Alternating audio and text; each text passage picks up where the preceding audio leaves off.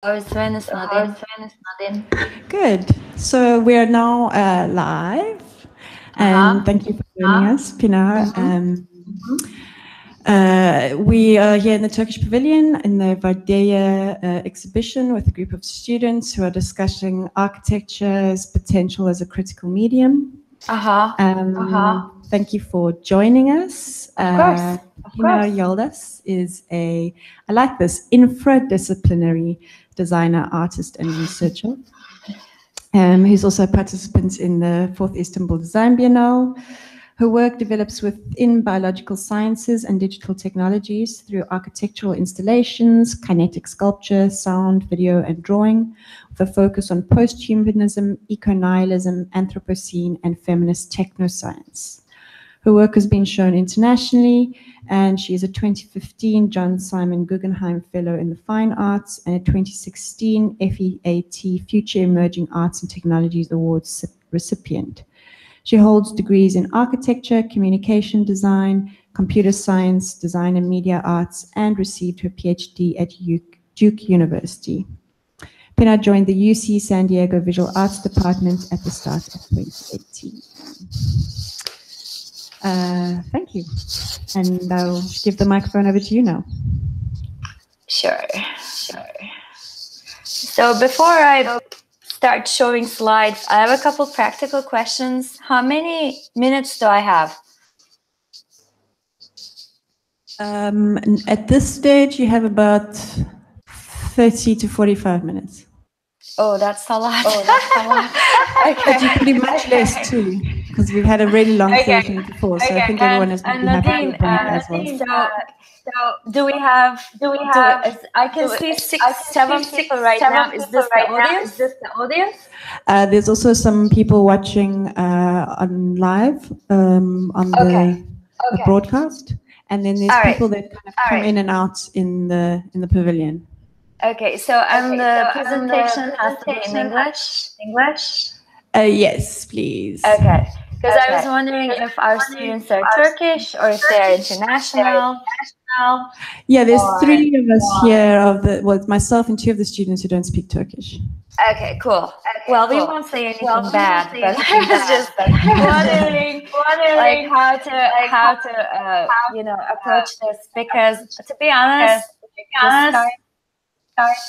Skype experience can be very confusing, and I can still hear myself. But first off, thank you so much for including me here, Nadine, and thank you so much for representing the biennial over at Venice.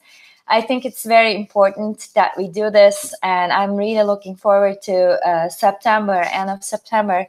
Now I'm going to move to my slides, and I think what I will talk about is basically my background a little bit, and then how I ended up doing what I'm doing right now, and its connection to architecture. And then maybe there will be a section where I talk about some of the work as a case study or something like that. So I got my architecture degree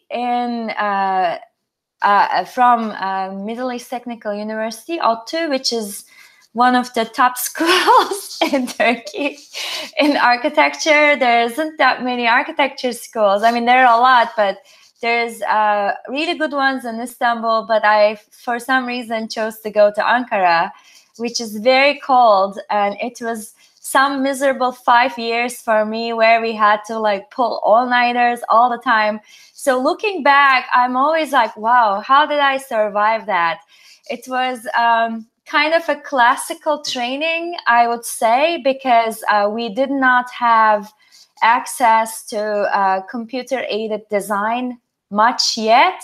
Even if we did, we were not allowed to use it. It was all hand drawing and hours of like, changing the ink, spilling it, like using these knives to get it out of the paper. I know I'm going too much into detail right now, but it was, I think, really good for me in terms of like building endurance and resilience and figuring out, what to do in really short time frames with very limited budgets under really harsh conditions, including weather.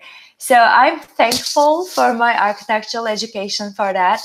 But aside from joke, one thing I really got out of that was, I think, this different way of approaching problems, and the way, how to say it, the more expansive way of thinking, and always thinking about the human experience when designing an installation or designing an artwork, right? Because at the moment, I don't design buildings.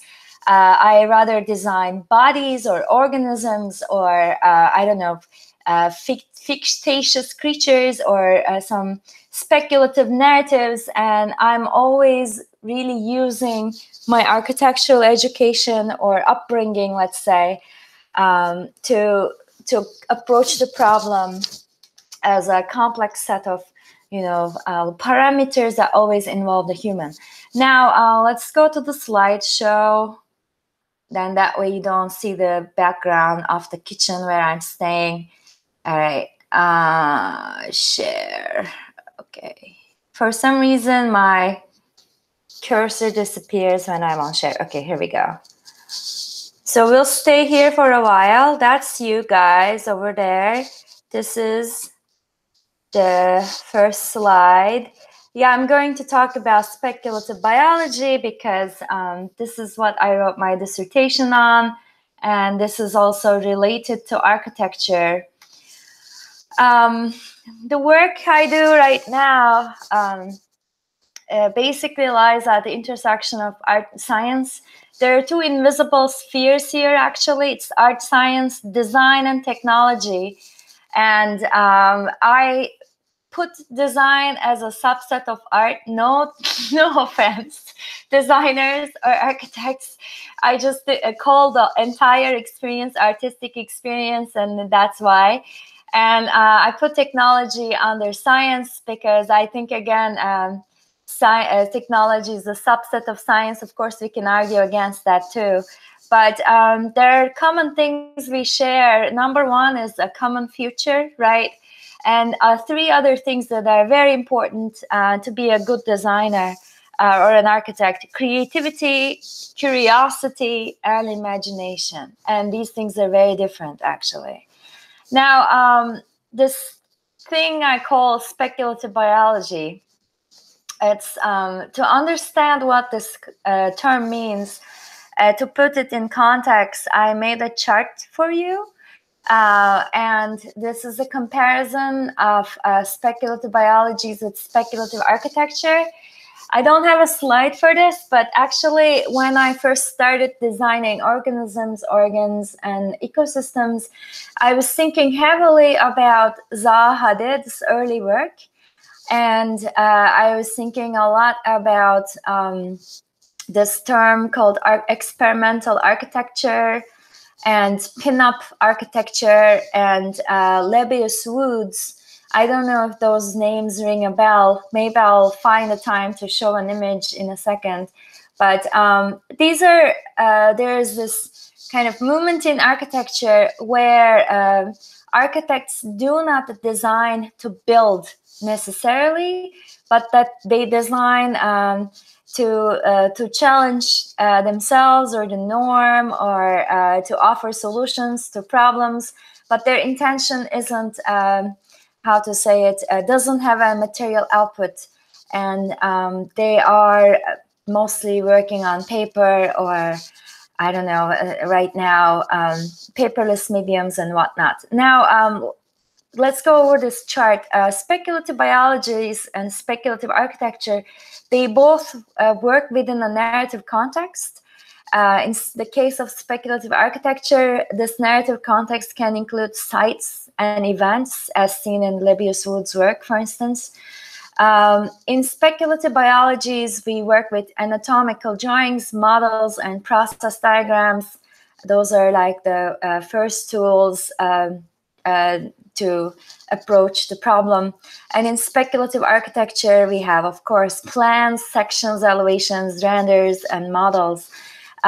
This is interesting in that if you look at the history of architectural representation versus medical or biological representation, we see these parallelisms, right? We don't have top view in medical illustration, for instance, but they always have sections. If you think about how we represent the brain today, for instance, using fMRI and the software that works with fMRI, it looks pretty much like any Autodesk product with the top view, the side view, front view, etc. And of course, we have Latin names for it in the medical realm. But there is a lot of parallelism in the way we represent bodies and buildings, basically. And speculative biology is after a sculptural affect.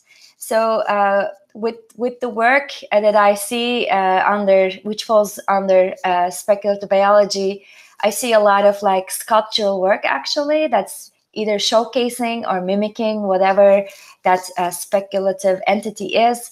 And in speculative architecture, we see storytelling again via draftsmanship. Speculative biology and speculative architecture, they both have a temporal focus on the future. So both of these fields look at the future. Speculative biology works with bodies. Speculative architecture works with buildings or cities or urban environments. Both of them are critical, but they are optimistic. Again, I'm thinking about Lebbeus Wood's work, which might come off as dark, or even Zaha, this first sketches, etc. They might come off as dark, but when you read interviews or texts by Woods, you see that he's inherently optimistic. He's just being really critical, right? And again, both fields, both speculative biology and speculative architecture, they're sterile in that the goal is not to construct buildings or to construct organisms. It's more about constructing building ideas, right? It's more about tickling the imagination or offering a new culture. So it's more, I think, mental, cerebral work than actual physical work. So now that said, I will show a couple examples from my own work.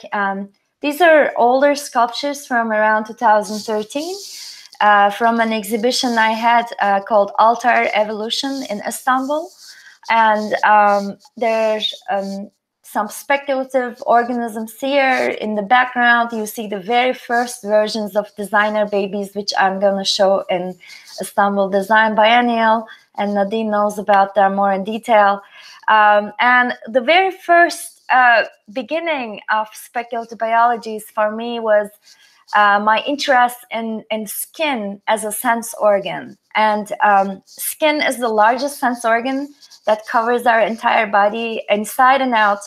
And it is a very interesting organ in the sense that it doesn't work like other sense organs, like the optical sense, the eye or the ear or the nose. It's not really like centralized in that sense. For instance, with seeing, there's an optic nerve that takes all the input and takes it to the brain. With the skin, it's much more different. We have an entire cortical area up in the brain that represents different parts of the skin. So the wiring, let's say that way, is different. And I was thinking about the skin, and I was thinking about genitalia or sex organs and pain and pleasure and how this is all generated in the skin.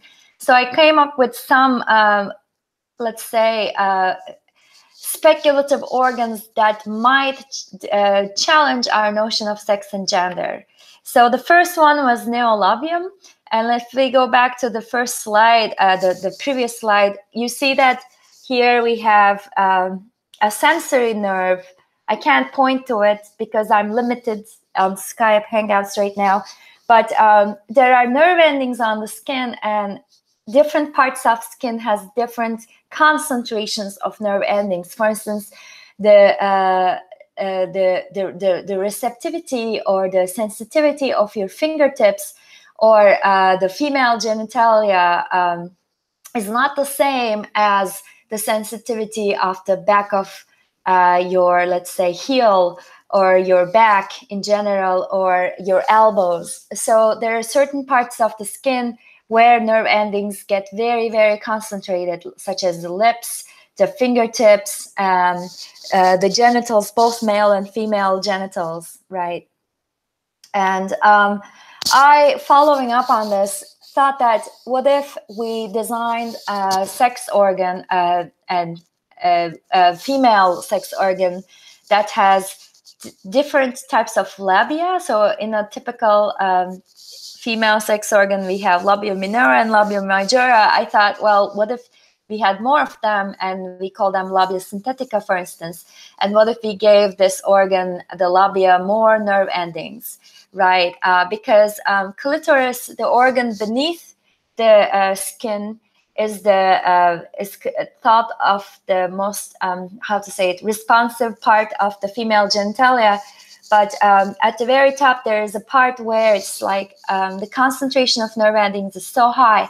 And I thought, well, what if we had a sex organ that's where the concentration is high everywhere? And that's neolabium. And this is kind of another image. The idea was that if we had a sex organ that was super sensitive, so sensitive that if the wind blows, you can kind of get an arousal, right? And if it was like big and it has these other, labia around it, if it was very, visible, how would we actually approach sex? Would we be hiding our sex organs under clothing, or would we be showing it off because it's something like that's, I don't know, very interesting and a very vital, and maybe it's painful to hide it even actually because of all the nerve endings.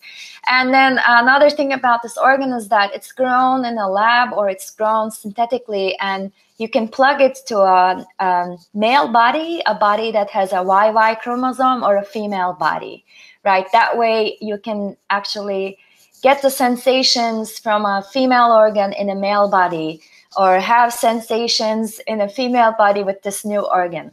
So that was the idea, and these are more pictures. And from that, I'm going to jump onto something entirely different. That organ was 2008. This is 2013, an ecosystem of excess. In the project that I just showed, I was like really thinking about this one organ and how it would change our notions of sex and gender. In an ecosystem of excess, I'm doing something very different, but I'm still using the methodology from speculative biologies. I'm going to skip this part, but we should all know that the idea of excess, it's not a bad thing. It comes from nature, and nature is very excessive, and that's where natural beauty comes from. And the starting point for me for this one exhibition, or this one project, was this article I found in Life magazine, 1953. This is an actual image from the archives of DuPont, actually, in Time magazine. It marks the beginning of disposable consumerism and disposable plastics. The title of the article reads, Throwaway Living. And it basically claims that by using disposable items, you cut down on household chores up to 40 hours, which you can then use for shopping more. And this is in the 50s, it's post-World War II. And when I found this image, again, it was 2013, I just saw this image in National Geographic like 4 months ago. So they had a feature article on plastics in the ocean, and I was very happy to see this image there too. And this is a celebratory moment for the 50s, where we are celebrating so many things all at once. End of war, end of, the beginning of chemical revolution. Because before AI and before synthetic biology, there was the chemical revolution. We were able to build anything using the magical powers of chemistry. We had pesticides, we had insecticides, we had plastics. We could synthesize any molecule one could imagine. So that was the chemical revolution. We are celebrating it as well. And to celebrate it, of course, we're throwing things up in the air, which will eventually fall down in the ocean. And this is again from a magazine which basically summarizes the ideology behind, you'll have a greater chance to be yourself than any people in the history of civilization. So this is the moment, moment where individualism is born, and it's, you know, highly celebrated. And fast forward 65 years, this is where we are now with disposable plastics. It's work by Chris Jordan, a photographer and an environmental activist. I love his work so much, and I recommend everyone to go Google Midway. It's a documentary where he flies to Midway Island, where he found all these Laysan albatross suffering the aftermath of disposable plastics. And what happens is marine birds end up eating plastics that come from the ocean and with the ocean currents, and they suffer this lingering death because their digestive tracts are clogged with plastics, and they die. And what they give to us after their death, this corpse whose digestive tract is full of plastics, I think is the ultimate moment of nature and culture meeting each other, right? You see culture in its digestive tract, basically. And then I thought that was a very, I don't know, sublime experience for me to see that. And then I looked for more images of animal life that was impacted, that was hit by, let's say, a plastic death. And here in this image, we see a war between polymers. It's keratin, the shell of the marine turtle, and HDPE or LDPE, which we use every day, all the time. And this image, in fact, is hopeful. It shows us that life changes and life adapts to whatever conditions we throw at it, right? And this is Captain Charles Moore, who discovered my site. Again, speaking of architecture, I had to have a site, and my site is the Pacific Trash Vortex, which is also known as, which is scientifically known as North Pacific Subtropical Gyre, but colloquially known as Pacific Trash Vortex. This captain discovered the vortex in 1997 on a trip from Hawaii, from Hawaii to San Diego. And he recognized that there was alarming levels of plastic waste for miles and miles. And he went back there and collected samples, and he basically made it known to the world that there was a serious problem. And here he is holding a sample from the ocean, and he says the ocean has turned into a soup. This is the soup. So in this project, I basically ask one question, which is, what if life started now in today's oceans in our contemporary primordial soup of plastics? Let's just remember the primordial soup theory very briefly. 3.8 billion years ago. Oops, I just swiped up 3.5 billion years there. 3.8 billion years ago, life starts in our oceans, right? So oceans are the salty wombs of life. What if life started in today's oceans that's full of plastics? What kind of life forms would we be looking at? This project is very, there are so many parts to it, so I'll just go very fast. So I designed insects. I designed, those are aquatic insects. I designed a balloon turtle, which is a plastic-based life form and loves balloons. I designed, and this is an unnamed taxa. This is a PVC worm, a symbiotic life form between a PVC-eating sea worm and an insect.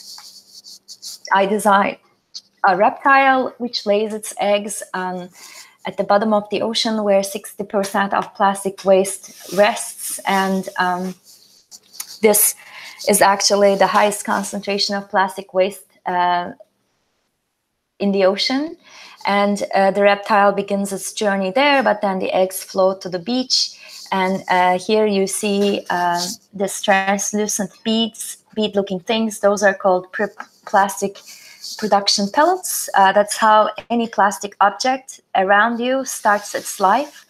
It's the building blocks of plastics, and it's also the #1 beach contaminants in the ocean. So I imagined a plastic beach where the sand is basically these pellets, and the reptile lays its eggs there, and the eggs change color, which you'll probably see here in fast motion. So here they change their color. And then this is actually a good species. I thought about fictitious marine birds, which attain their beautiful colors from corporate colors, like the Pantone colors. One of the most famous ones is, of course, Coca-Cola Red. And Coca-Cola owns many different Pantone tones. I picked 485C. And again, remembering Chris Jordan's image, marine birds like eating plastic caps. I mean, they don't like it, but they prefer eating plastic caps. When you dissect their digestive tract, you see that almost 30 to 40% of the tract is full of bottle caps. And I thought, well, just like flamingos that attain their beautiful colors from the krill they eat, what if Pantone birds attain their colors from the plastic bottle caps they eat, right? So we have a Coca-Cola Red bird, and we have an avian pink bird, and we have a Dasani blue bird, right? And these are images of Pantone birds. Those who are looking on their screens, take a moment and look at these bird feathers, because these are coming from corporate colors. Now, this is the layout for that. And then I had organs for detecting plastics and for metabolizing plastics, because if you leave architecture and go into the realm of designing an ecosystem, which is much, much harder, right? And I probably did a very bad job of this with this plastic ecosystem, but I tried. You have to think about two things. Number one, where is the energy coming from? What is the source of energy? And what are the sources of energy? Number two, how am I getting that energy out of that source, right? Even with sunlight, the trees, the plants devise a system to get that energy out of the sunlight, right? So if you're getting plastics, if you're taking plastics as your source of energy, how are you going to get that out of the plastics into the organism's metabolism, into the organism's body? So there are two things you have to do. Number one, you have to think of a sensor. You need sensors which will tell the organism where the source of energy is. And then you'll need a system to digest, to take this into the body and to take the energy out of the plastics. And that will be your digestive system. So I have organs for sensing plastics, which I call plastoceptors. And I have organs that metabolize plastics. And P plastoceptor, which you see here, is an organ that can detect plastic polymer chains. And it's called P plastoceptor because of its kind of P shape, but also because it specializes on detecting polypropylene, which is a very abundant plastics in the oceans. E plastoceptor, on the other hand, it looks different. It does the same thing. It detects plastic polymer chains. It looks for polyethylene, which is the number one type of most abundant plastics everywhere, also in the oceans. Everything around us, most of it is polyethylene actually, or derivatives of it. And this plastoceptor can detect polyethylene. These are some drawings I made to show how the organs work. And this is stomaximus. It's a digestive organ for the plastowar. And here in this close-up, you see all the vesicles attached to the organ. And in these vesicles, we have microorganisms that can break down plastics.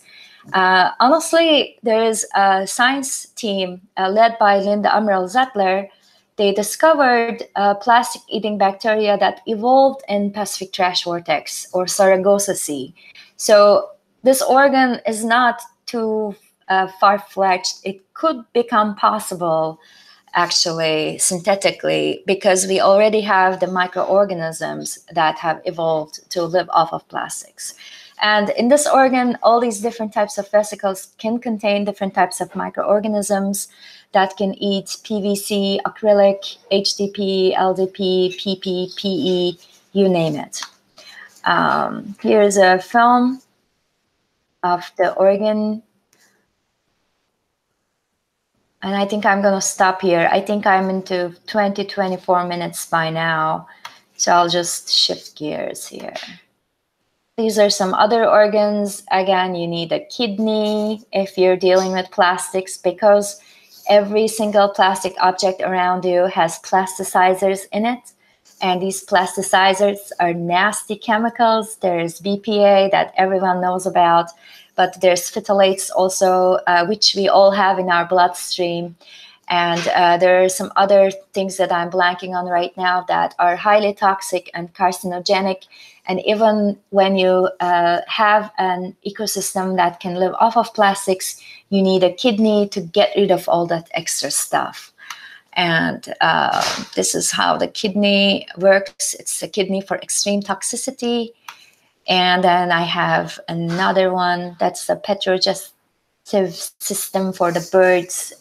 It's an updated digestive tract for the birds so that they can churn and they can break down plastics in the mouth before, or with their gizzard and all of that, gizzard, before it goes down all the way. And this is a snapshot of the exhibition. It's been traveling a lot, and I've had different versions of it so far. It's a father holding a baby, looking at these future organs. And now I need to stretch. Do you have any questions? Yeah. I think there are quite a few questions. So I'm going to hand it over to the students. Hi. Thank you so much for sharing your work with us. It was super interesting. So you began by comparing speculative biology with speculative architecture. And when we think of speculative architecture, like, we've been taught several kind of groups in the past that kind of immediately come to mind, like the Futurists or Super Studio. And it's interesting to look at their work because it's dated now, so you can kind of evaluate their visions of the future by comparing it to what actually happened, and you can see whether they were like on the mark or not. And I don't know what we gain from that, but we do gain something. So I was just wondering if you have similar precedents in this field of speculative biology, like people in the past who've done this kind of work, and how you what it does for you. I think, it's not as, to say it, expansive. There isn't like a solid, robust lineage as we see in architecture, because both architectural theory and experimental architecture they're pretty solid, right? We started doing this early on, and it's been a long time since there's architectural theorists, critics, etc. doing this. It's not the same for speculative biology. In that sense, I think this is a very new field. In fact, speculative design is new, given if you compare it with the history of architecture, right? Architectural thought dates back to 5 BC or something. I don't know. There's like Vitruvius, all of that. So we don't have that in terms of like speculative design, and we don't have it at all for speculative biology, because, to be honest, I just made up this term for my dissertation, right? So yes, I don't have that, but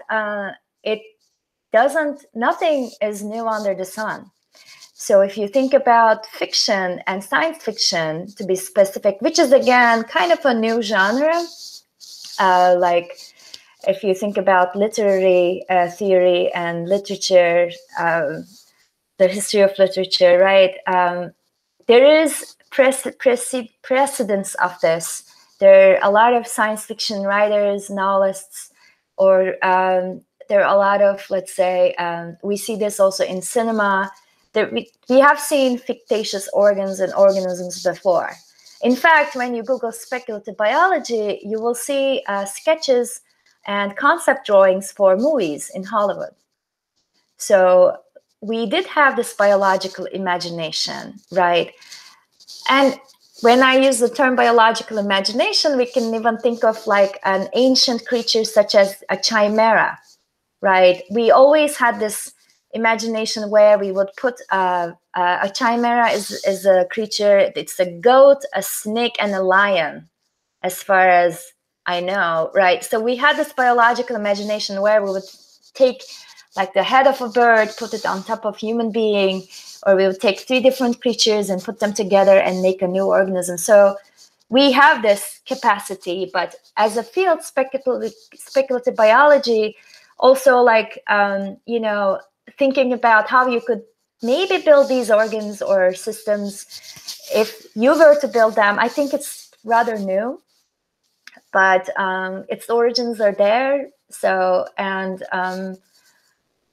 we've been seeing examples of this everywhere. So, but being conscious of the problem and like really consciously targeting an issue and using different bodies or different setups to raise critical thinking, I think it's something that I'm excited about. Right.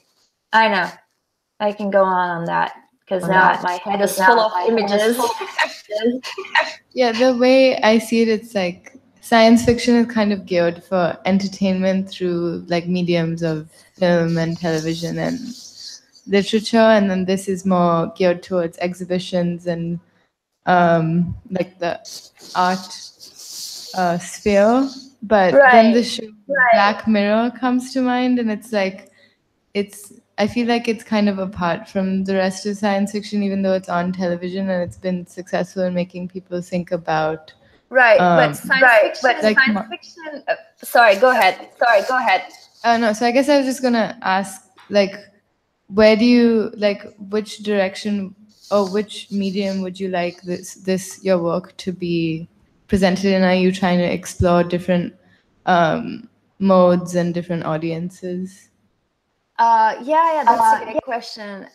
First off, science fiction is, I'm Black Mirror. I'm glad you brought that up because I have some other things I want to show that has been compared to Black Mirror a lot. And I'm like, yep, it's true. We're in the same realm here. Yes, we breathe the same air. So it's true. But the thing about science fiction is there's science fiction writers or there are pieces of science fiction, you know, even 1984 Animal Farm, I would put it in that category.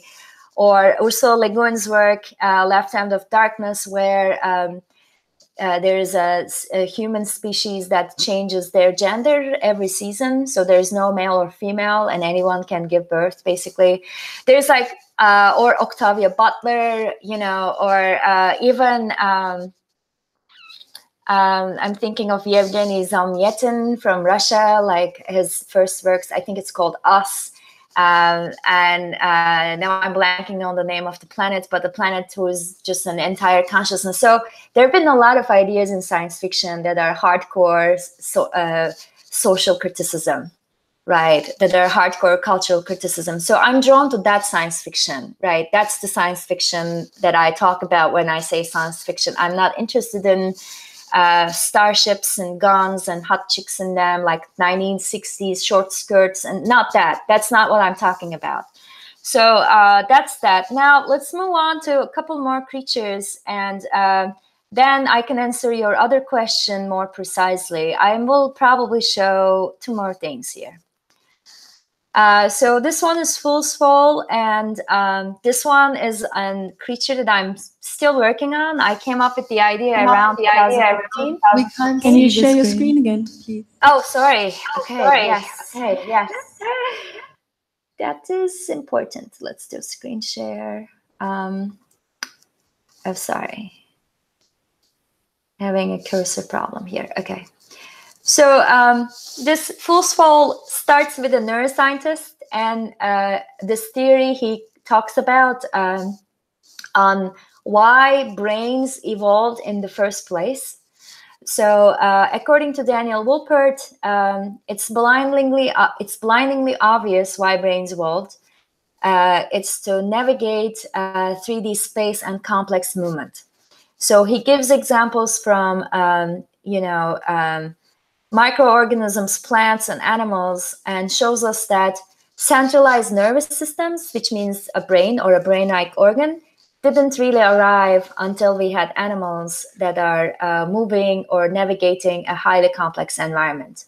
And to give a perfect example, he pulls out this sea slug, which starts its life as an animal, and it does have a very rudimentary nervous system and a brain, a rudimentary brain, and it's swimming around the ocean, navigating 3D space, and it finds a perfect rock to settle, and it lands there. The first thing it does is to eat its brain to get food, and from that point on, it's a plant. It doesn't move anymore. And Dulpert gives this as a metaphor for tenure track positions as well, where academics stop producing work once they're tenured. But that's a side joke. So his claim is basically, if you're an animal, you need a brain. If you're moving around, you need a brain. If you're not moving that much, you don't need it. You can just get rid of it. So I thought about this, and I also thought about our the lack of movement, right? And how we use it to punish people or to punish anything. What we do, and we've come up with prisons pretty early on. Michel Foucault goes on and on about this, right? I think it's The History of Madness. I'm blanking on the name of the book right now. That the prison system is old, and it's pretty effective in that by constraining your movement, your physical movement, you're also constraining sometimes intellectual movement, right? But you're creating a lot of pain for the organism, right? And here are some other modern prisoners, non-human prisoners, Gallus domesticus, the chicken. So when I first moved to the States, I didn't know this when I lived in Turkey, because I thought, Turkey, you see chicken on the streets, not in Istanbul, but, I grew up in Denizli, and we had chickens in our backyard, and I never thought that chickens were caged and they were suffering from muscular atrophy or skin disease or all kinds of other health problems because they were raised in industrial chicken farms until I moved to the States. So I found this, and I found some documentaries about this, and I actually did go to a chicken farm to see if this was real. And it wasn't a really awful chicken farm, but yeah, they are very constrained, most of them, unless it says cage free. And then I thought to myself, well, we put these animals in these cages, they don't move at all. Why do they need a brain if they're not moving at all, right? So this is a regular chicken and an anatomical drawing that shows all the equipment it has. And this is full skull, where all the extra appendages and systems are gone. You don't need a brain if you don't move. And if you don't move, you don't need legs. You don't need the wings. You don't need the beak, the eyes, which are telling you where to move. So you get rid of a bunch of things just by getting rid of the brain. You only keep the skin because it looks nice when you put a full skull in your kitchen counter. You keep the reproductive system, you keep the circulatory system, muscles, and maybe a skeleton to give it structural stability. And you feed this organism using an input system, and you can feed it with whatever nutrients you want in your eggs. You want omega-6, omega-3 rich eggs, you can give it through the nutrient input. You want vitamin B, you can give it through the nutrient input. So that's the idea. And this is how it looks. It basically is an anus with eggs in front of it. It creates eggs every 28 hours. You can speed it up by going for smaller eggs. And this is another image. And here you see the apple hole and the egg. That's the last speculative biological project I'm going to show. Do we have any questions about that one? Or I'll let it think a little bit, and I'll show it. It's not. I also, to answer your question, started working with animation and film recently. I've been working with this medium for a while now, but I started using it more effectively in my work And I also work with programming, and this is the character that I'm working with right now. It's called the Kitty AI.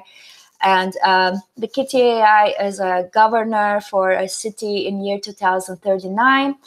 And she's basically, again, born out of my architectural background, because the Kitty AI is a governor who understands the infrastructures of an urban environment very well.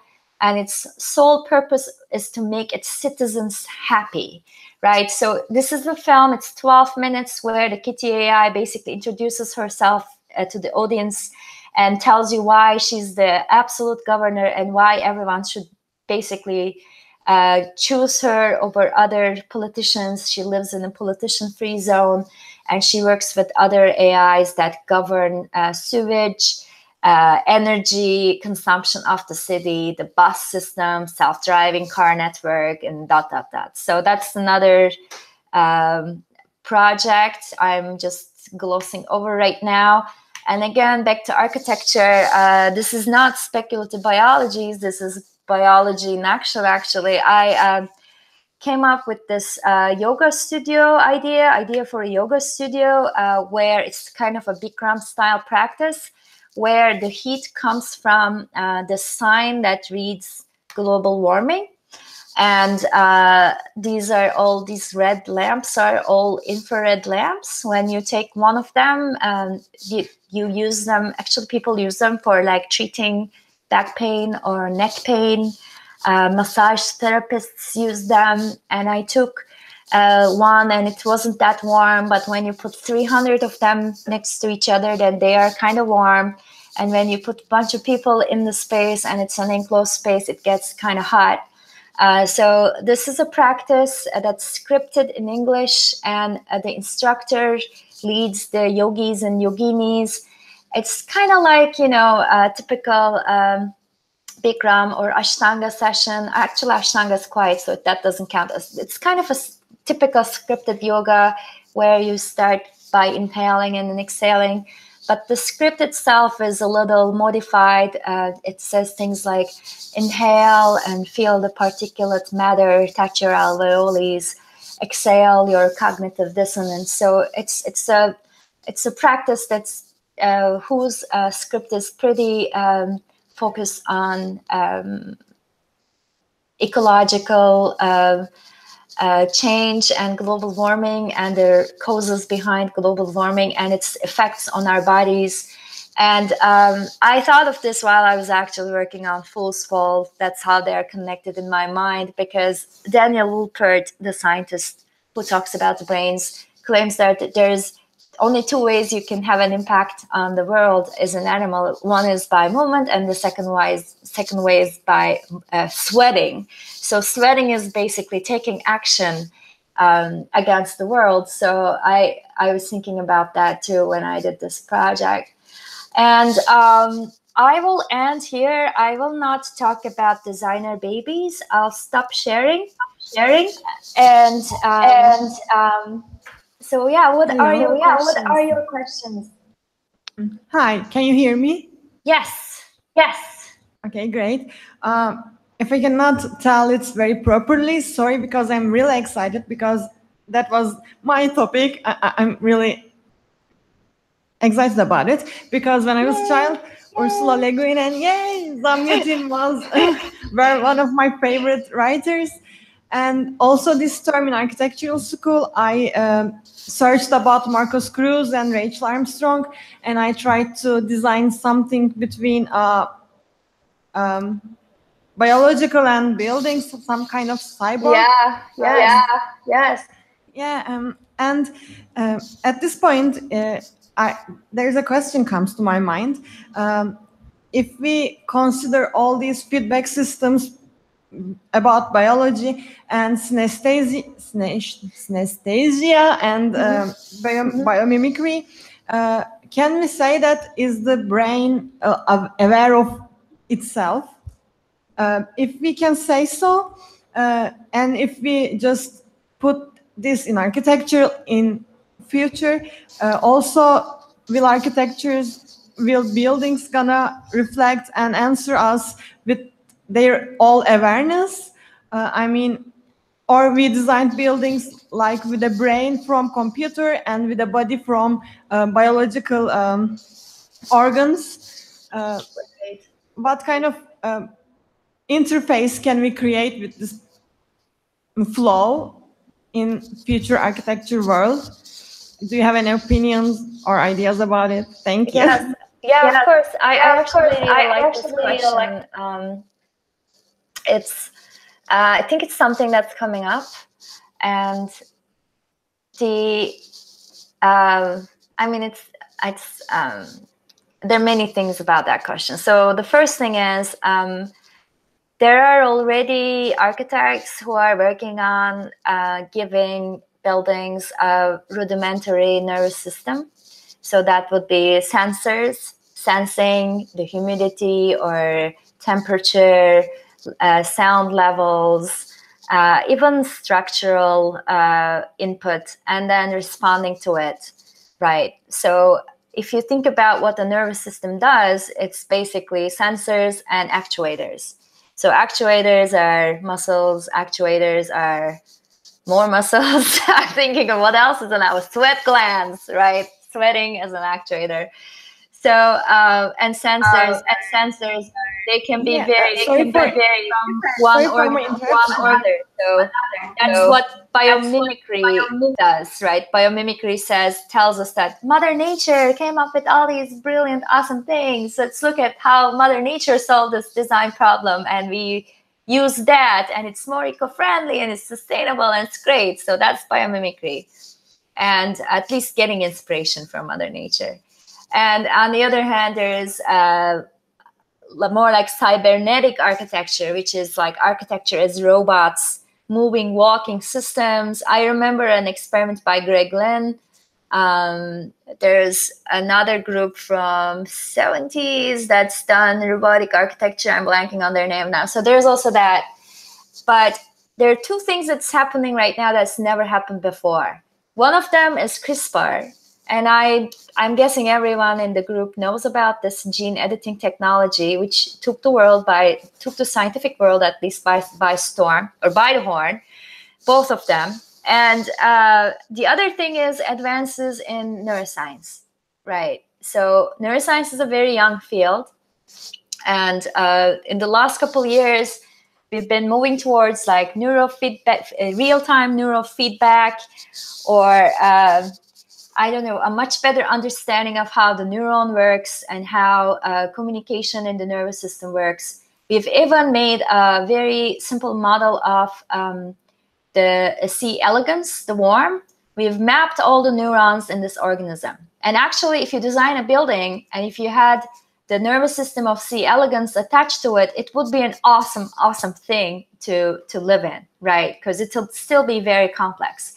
So I am in touch with a couple people out in San Diego, neuroscientists and architects, who are trying to bring neuroscience and architecture together to make more, I wouldn't call it sentient, but buildings that are aware and buildings that have a synthetic nervous system.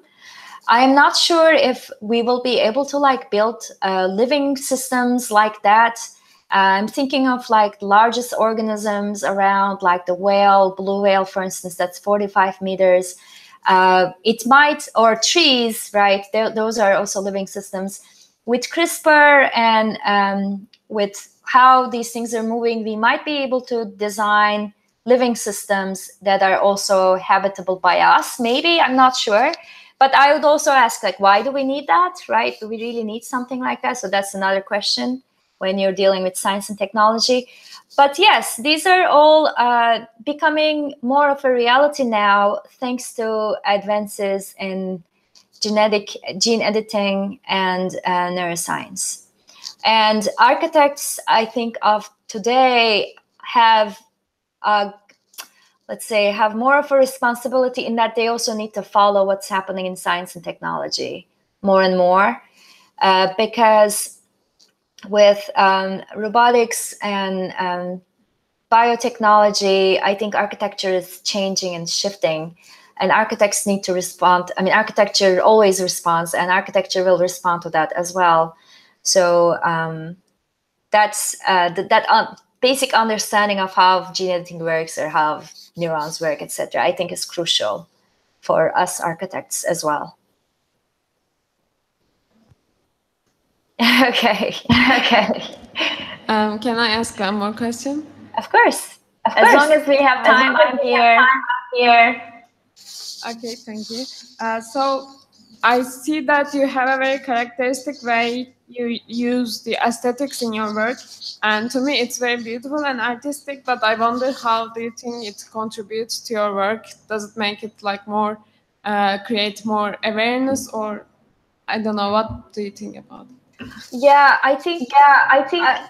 Are you asking why the work is beautiful?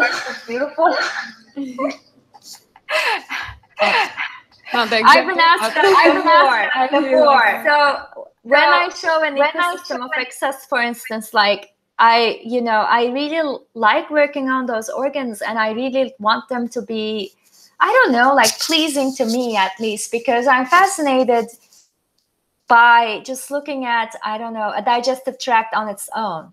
Like I like looking at anatomical drawings just because I like, these organic forms a lot. Like I just take pleasure in looking at organic forms. This could be, I don't know, flowers, or this could be, I don't know, like a kidney, right? It doesn't really matter that much to me. So I think I try to carry that innate appreciation of beauty that I think comes from our connection to nature, to the work.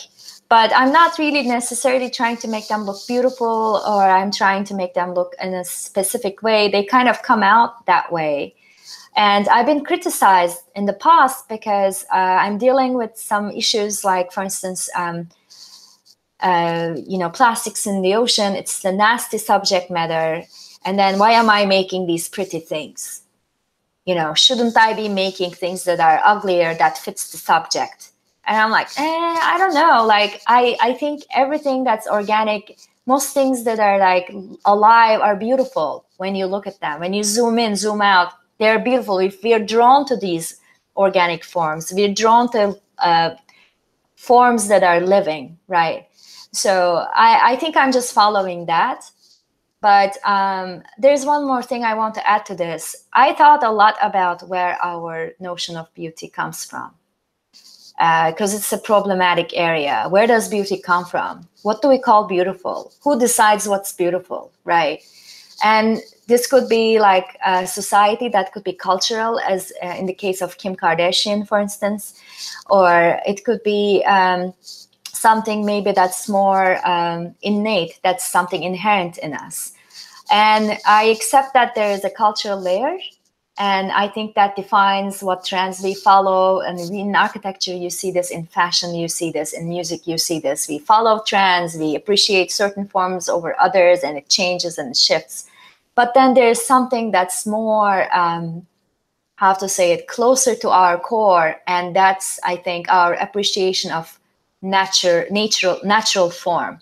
And that comes from the excesses of nature, such as like the butterflies and the flowers and the smell of flowers to us, and the colors to the ultraviolet eyes of the bee, or the horns of this, goat climbing the mountain, or the antlers of the deer, or the fish scales, and the colors of the squid skin, and all of that. Because it's not about us.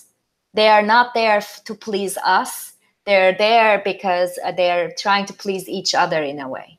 So I think I try to take that into my work, and I'm not that concerned about what the fashion is or what trends are out there. And I'm just kind of following my own, taste in a way. I don't know. Does this help? Does this answer help? Yeah, it was a very satisfying answer from me. So thank you very much. Great. Thanks. So I don't know how you guys are doing on time. I think we need to wrap up. Are there maybe one last tiny question if anyone has? Otherwise, I'm also happy to give tips and advice if you're in architecture school, how to survive architecture. Drink lots of water. Drink lots of water. Sleep, please sleep. Great. Don't sleep all night. It becomes a lifelong habit. Try to sleep as much as you can. Thanks so much, Pınar. course, We're going to go to our next call, and I'm looking forward to seeing you in Istanbul soon. Me too, Nadine. Looking forward to meeting you in person. Wish you the best of luck with this workshop and enjoy Venice. Bye. Bye.